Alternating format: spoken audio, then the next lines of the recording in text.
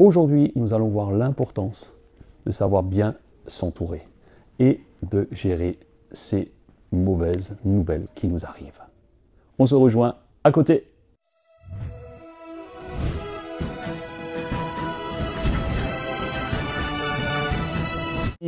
Bonjour les amis. C'est un plaisir de vous retrouver comme chaque matin pour ce défi 31.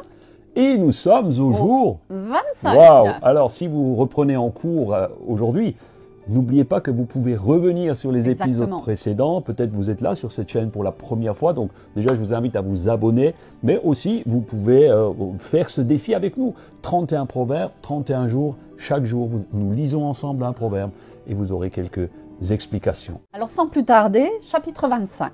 Voici encore des proverbes de Salomon. Ils ont été recueillis par les fonctionnaires d'Ézéchias, roi de Juda. La gloire de Dieu, c'est de tenir certaines choses cachées. La gloire du roi, c'est de s'enquérir soigneusement des choses. Vous ne pénétrerez pas le cœur d'un roi, pas plus que vous ne pourrez mesurer la hauteur du ciel ou sonder les profondeurs de la terre. Si l'on délivre l'argent de ses scories, l'orfèvre pourra le travailler pour en faire un vase. Si l'on délivre le roi de la présence des méchants, son autorité s'affermira par la justice. Ne fais pas l'important devant le roi et ne te mets pas à la place des grands. Il vaut mieux qu'on te dise « Viens t'asseoir plus haut à cette place d'honneur » que de te voir humilié devant les nobles. Même si tu as vu quelque chose de tes propres yeux, ne te hâte pas de t'engager dans un procès. Tu t'exposerais à ne plus savoir quoi faire par la suite si quelqu'un d'autre te confondait. Règle ton différend avec ton prochain et ne va pas révéler les confidences d'un autre. Sinon, il pourrait l'apprendre et t'injurier et tu perdrais définitivement ta bonne réputation. Encore la réputation. Donc, ici, nous sommes dans une nouvelle portion de ces proverbes, donc chapitre 25, et nous voyons aussi, nous savons que ces proverbes, donc attribués à Salomon, ont été en fait écrits alors que le roi Ézéchias était le roi du pays. Et Ézéchias a mené une grande réforme dans le pays, et notamment une réforme, pas seulement des réformes de choses pratiques, mais il a fait une grande réforme spirituelle. Et donc le pays était dans un mouvement qui était assez important. Et il y a la Bible nous dit au verset 2 qu'il y a des choses que le Seigneur tient cachées. Oui.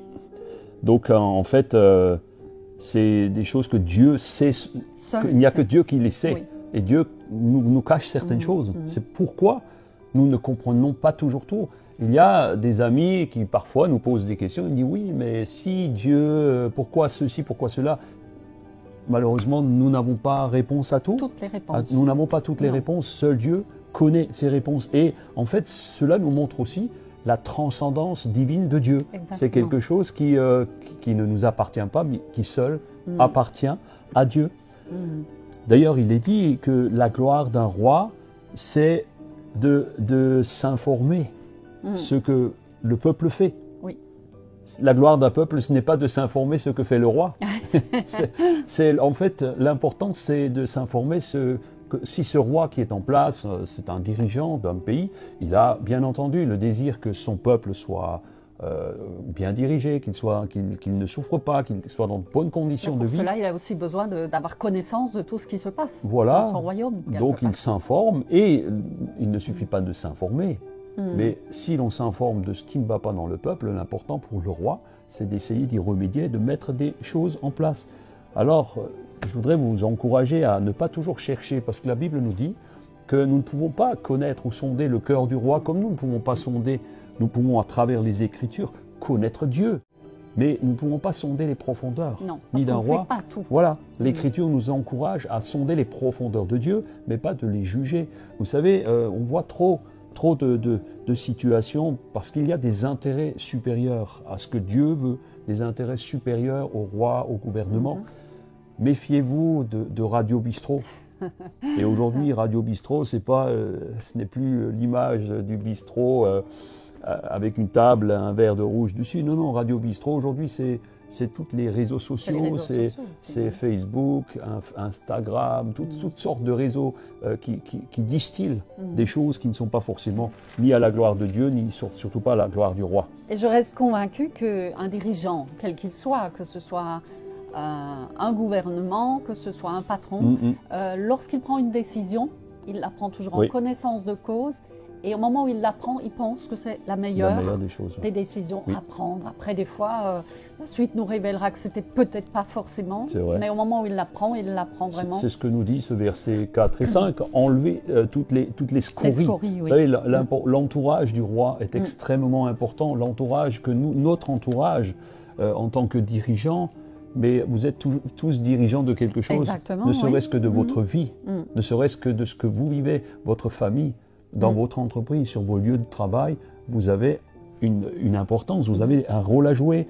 Et en fait, l'entourage est extrêmement important. Si vous êtes mal entouré, c'est le sujet de cette capsule principalement, si vous êtes mal entouré, vous allez forcément aller droit dans le mur. Et aussi dit qu'on ne doit pas se recommander soi-même, on ne doit pas se mettre en avant soi-même. Et justement, ça nous a inspiré ce passage, je crois, qui est dans Luc. 2 Corinthiens. 2 Corinthiens, notez bien, 2 Corinthiens, j'ai noté les versets 10 et 10. Chapitre 10, verset 18. On va y arriver. Ne te recommande pas toi-même. Ouais, ne te recommande pas toi-même, attends que les autres le fassent pour toi. Donc en fait, cela aussi nous inspire à ne pas, comme le dit le verset 8 à 10, de ne pas nous mêler en fait des affaires des autres, parce que les conséquences sont souvent dramatiques. Donc parfois on entend quelque chose, on ne connaît pas le fond des choses, on ne sait pas jusqu'où les choses peuvent aller.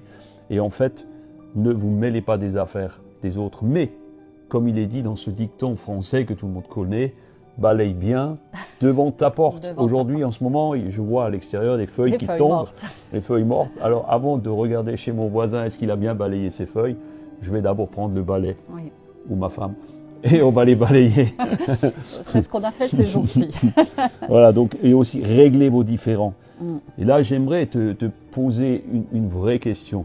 Est-ce que tu es, toi, ou est-ce que tu as toujours été, toujours clean dans toutes tes affaires, avant de te mêler des affaires des autres? Vérifie si toi-même, tu as été clean, ou tu es clean dans tes propres affaires.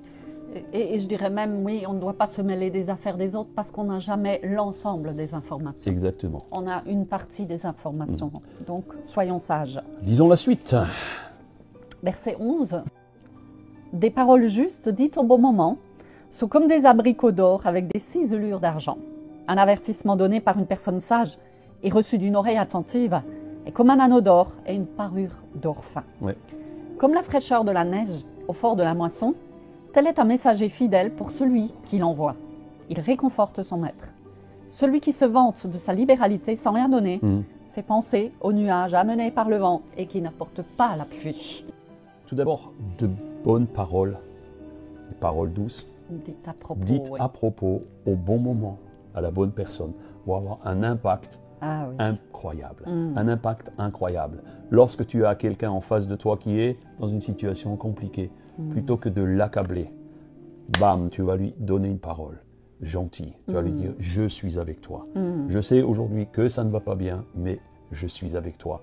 N'attends pas toujours que les autres te donnent une bonne parole. Mais à chaque matin, moi je le fais la plupart des jours, je mentirais si c'est tous les jours, mais je demande au Seigneur, Seigneur, donne-moi aujourd'hui une bonne parole pour quelqu'un. Et je vous invite à le faire. Donne-moi une bonne parole pour quelqu'un qui en a besoin. Et je crois qu'il faut d'abord en avoir le désir. Avant tout, on doit en avoir le désir. Oui. Et quand on a ce désir d'être une source de bénédiction, le Seigneur nous aspire. La neige. La fraîcheur de la neige au fort de la moisson. Alors, c'est un paradoxe. Est-ce que vous avez vu de la neige lorsqu'il y a la moisson? En général, c'est dans les périodes chaudes. La moisson, on parlait sûrement aussi beaucoup du blé, puisque c'était en Israël, il y a le blé, il y a le raisin. D'autres, mais là on parle de la saison chaude et là on parle de neige. Alors il n'y a pas de neige pendant cette saison-là, mais en fait moi je prends ça, c'est comme tu as chaud et c'est comme une fontaine qui coule, ou alors tu vas à ton frigo et tu vas sortir une boisson rafraîchissante je ne vais pas donner de marque, ou alors prends un bon petit kéfir comme nous le faisons. Oui. Si vous voulez la recette un jour, on vous la donnera. Donc une bonne boisson rafraîchissante. Il est dit que tel est un messager fidèle. C'est-à-dire que boire quelque chose de frais alors qu'il fait chaud, réconfortant même. Ça réconforte. Amen. Oui. Amen. Et ensuite, au verset 14, celui qui se vante de sa libéralité, ne faisons pas de blabla inutile, puisqu'il est dit, et c'est comme un nuage qui n'apporte pas la pluie. Un nuage qui n'apporte pas la pluie ne sert à rien. Pas de blabla, mais des actions. Voilà. On va au verset 13. Verset 15. Avec de la patience, on persuade un dirigeant, tout comme une langue douce peut briser un os. Si tu trouves du miel, n'en mange que ce qui te suffit, car si tu en prends trop, tu le rejetteras. Ne va pas trop souvent chez ton ami, de peur qu'il ne se lasse de toi et ne te prenne en haine. L'homme qui porte un faux témoignage contre son prochain est comme une massue, une épée et une flèche acérée. Se fier à un homme déloyal au jour du malheur, c'est comme se fier à une dent branlante ou un pied chancelant. Entonner des chansons pour une personne affligée, c'est comme lui enlever son habit par un jour de froid ou verser du vinaigre sur du salpêtre. Ah, wow. Ce paragraphe nous enseigne encore sur l'importance des relations. Oui. Donc la première des choses, c'est que la patience nous donne toujours un bon résultat. Oui. N'essaye pas de faire des choses en passant par des raccourcis mal convenus. Et là, nous aimerions mettre l'accent sur ce que dit le verset 17. Oui. Où il nous est conseillé de ne pas forcément fréquenter trop souvent nos amis, des personnes qui sont dans notre entourage. Pourquoi ? C'est pas parce qu'on ne les aime pas, mais cela peut amener une certaine lassitude. Oui. Cela peut amener à des mauvaises conversations, la médisance. Oui, parce qu'une fois qu'on a fait le tour, on peut très vite dévier dans des conversations stériles. Cela amène aussi à des familiarités. Parfois, trop de familiarité, qui nous mène à des conséquences qui, la Bible nous dit ici que c'est la haine le mot et, est même, fort.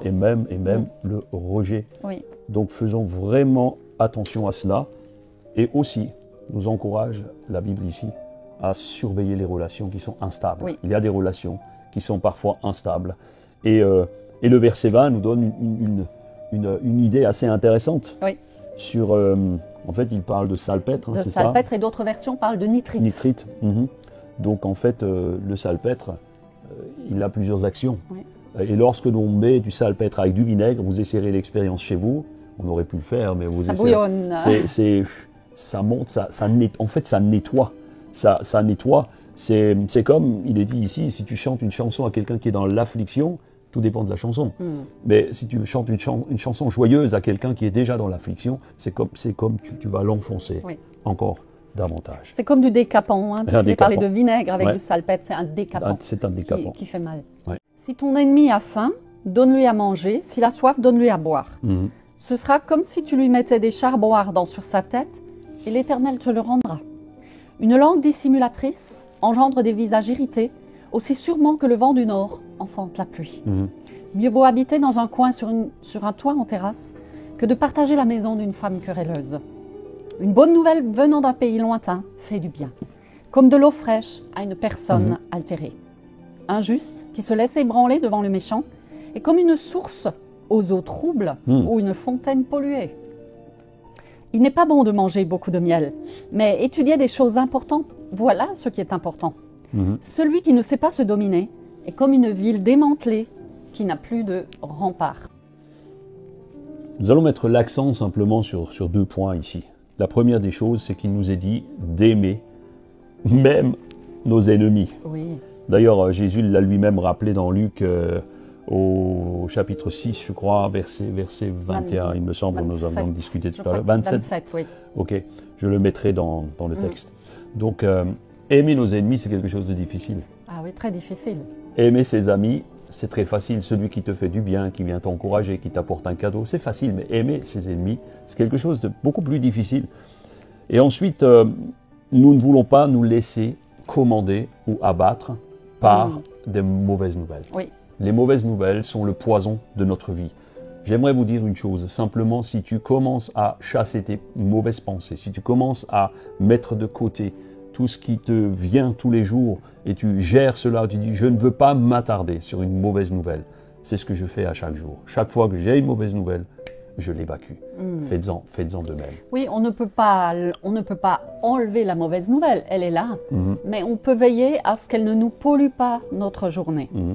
Apprendre des autres. Moi, j'apprends chaque jour des autres. C'est une manière de s'humilier aussi.